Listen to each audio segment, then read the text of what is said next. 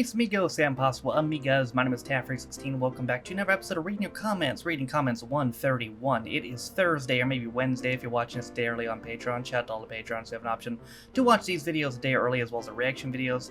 And get your name in the description as well if you're a Patreon. But regardless of what day you're watching this on, let's go ahead and read some comments. As long as you've at least got the sections at the end where you share your thoughts plus these weekly videos, personally I don't think you can be accused of not reacting enough. I've seen some reactions in the past, some reactors in the past who barely move muscle or say anything during the video, who are usually just the latest Hollywood trailers done for clicks, and say nothing to the end other than like, comment, and subscribe. Like, comment, and subscribe, please. It fuels me. You know, that kind of shit. I get you.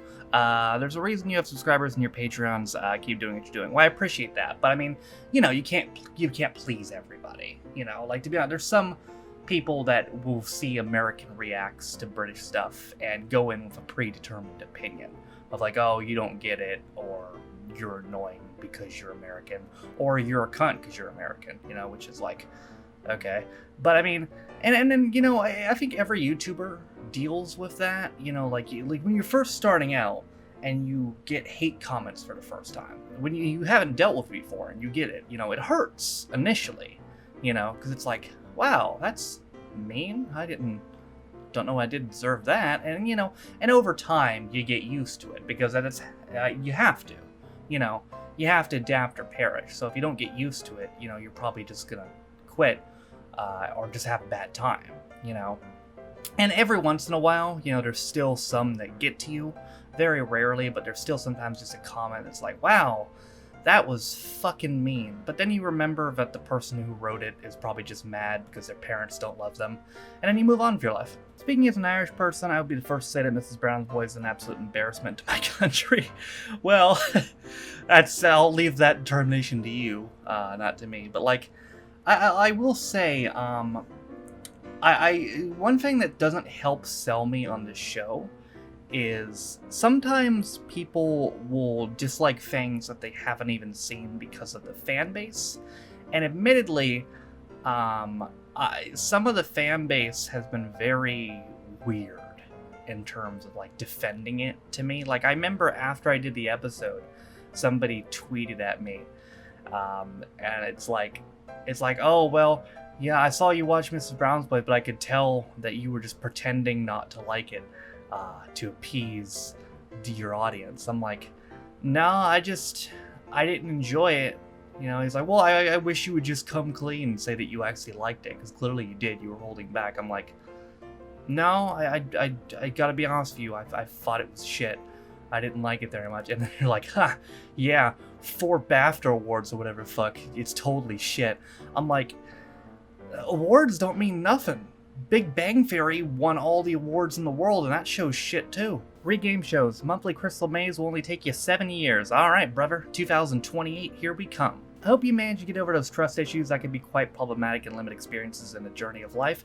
True, but also alternatively, it could enhance my experiences in the journey of life, because I would meet a lot less assholes. Spencer was impersonating Gary Glitter, that's why the audience was silent and cheered when he fell off the stage. Ah, okay. I know who Gary Glitter is, pedophile. I only know, like, one song by him, though. It was I think it's Rock and Roll number 2, the one that goes, whatever it is. They used it in the Joker movie, and I was like, okay, that's, yeah, we're doing that, I guess. He's totally not in prison right now for pedophilia, but yeah, I don't recognize anything from him other than that song, really, but I know who he is. The first episode of Max and Patty has an appearance from an actor you might not recognize, but you've definitely seen in something else. I'm intrigued. Well, like you just said, I probably won't recognize him, but I'm sure people will tell me after I've seen it. Won't see Daniel Kitson, who plays Spencer in anything with Peter Kay. He said Phoenix Nights is one of the worst things he's ever done. Over to DVD commentary, each episode, every time Spencer appears, they go, there he is, Daniel Kitson, the bastard. You know what he say? What'd he say? He said Phoenix Nights is the worst thing he's ever done. He did, didn't he? He did, the bastard. Wow. Lesson, don't get on the wrong side of Peter Kay. He's blocked and edited whatever parts Daniel appears in when they show clips of the best of Peter Kay or the Peter Kay Comedy Shuffle. Damn.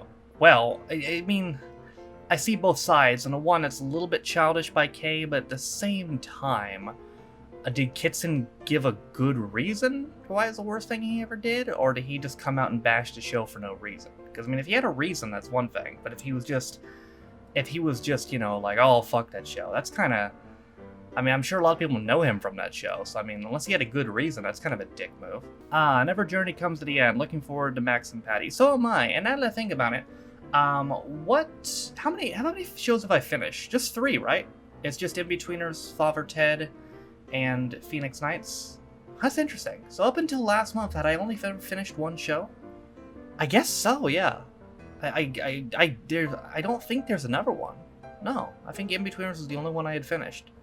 Unless I'm no.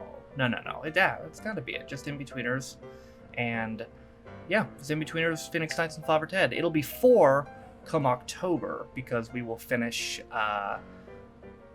IT Crowd by then, and I think I mapped out that I might finish Life on Mars come January. That intro music is the Price is Right theme tune and is far too well known to represent your channel. You should think about choosing something else.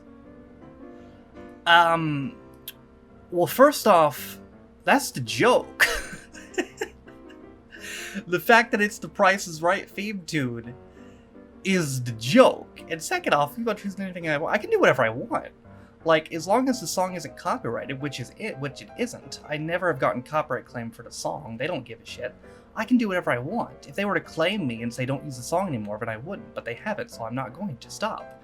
Like, this blows my mind. This is a real comment, because you legitimately think, do you legitimately, honest to God, think that I just took the Price is Right theme and said, ha ha ha, nobody will know that this is the Price is Right theme?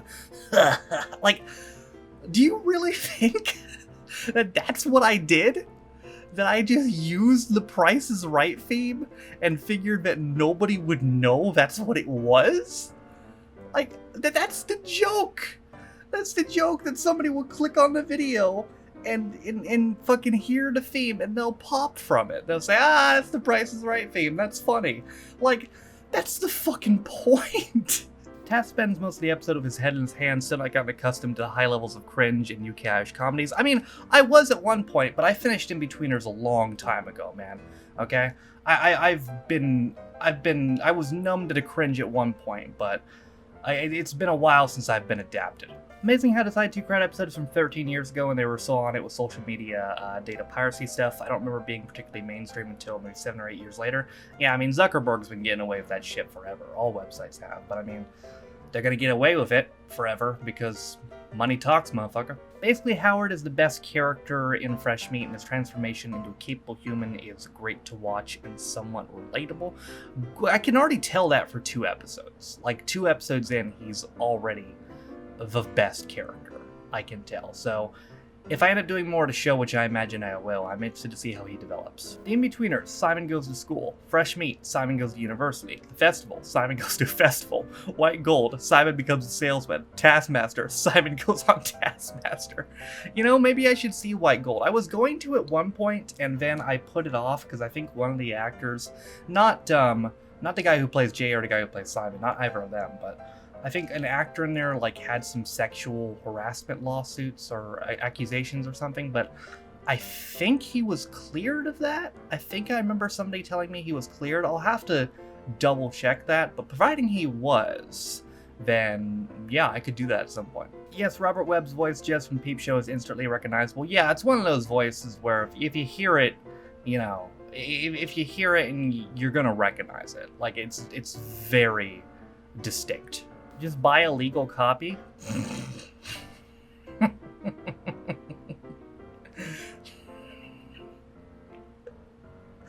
A legal copy. Esto loco legal copy. Come on, man. Legal copy. I've been distributing legal US or British shows on this website for 3 years. You think my ass is gonna get a legal copy? Alright, y'all, that's gonna do it for another episode of Reading Your Comments. The comments in this video were pulled from 4 videos. Last week's episode of Reading Your Comments 140, American Reacts to the IT Crowd 17, American Reacts to Fresh Meat 2, and American Reacts to...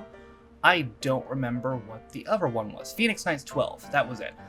So the places to comment if you want a chance to get your comment read next week's episode of Read Your Comments is as follows. American React, this video, Reading Comments 131, American Reacts to Life on Mars 6, which came out yesterday. Whatever the reaction video is tomorrow, I have a bunch of ideas. I haven't chosen one yet, though. And then whatever reaction video is on Monday. So those 4 places are the places to comment if you want a chance to get your comment read in next week's episode of Reading Your Comments. And all these months later, if you're still playing that drinking game, where you take a shot every time I say the word comments, I imagine you're not playing that drinking game because I imagine you're no longer alive. Rest in peace. But that is going to do it for me today. I hope you guys enjoyed it. Thank you guys for watching. If you liked it, be sure to like it. If you didn't like it, don't. If you want to follow any of my social media links, my Twitch, where I stream every single day, my second channel for 16 views, my Twitter. If you want to follow me, my Patreon, if you want to support me on my Daily Motion and my VO. Actually, no, I got banned off VO. Or my Daily Motion. All the things are in the description down below. Also in the description is the link to the community record. No, the community... no, that's not a thing. The daily schedule. I don't know where I got community from. It's linked to daily schedule as well as the Twitch VODs channel. Also, thank you to all 80 of my patrons currently listed in the description for your support me and my channel. I appreciate you guys. For those of you who don't know, you can be a patron of me for as low as $1 or £1. You get extra reaction videos and read your comments up to a day early, and you get your name in the description. With all that being said, though, my name is Stafford16. I totally did a good job in this outro, and I'll see you guys next time. Bye.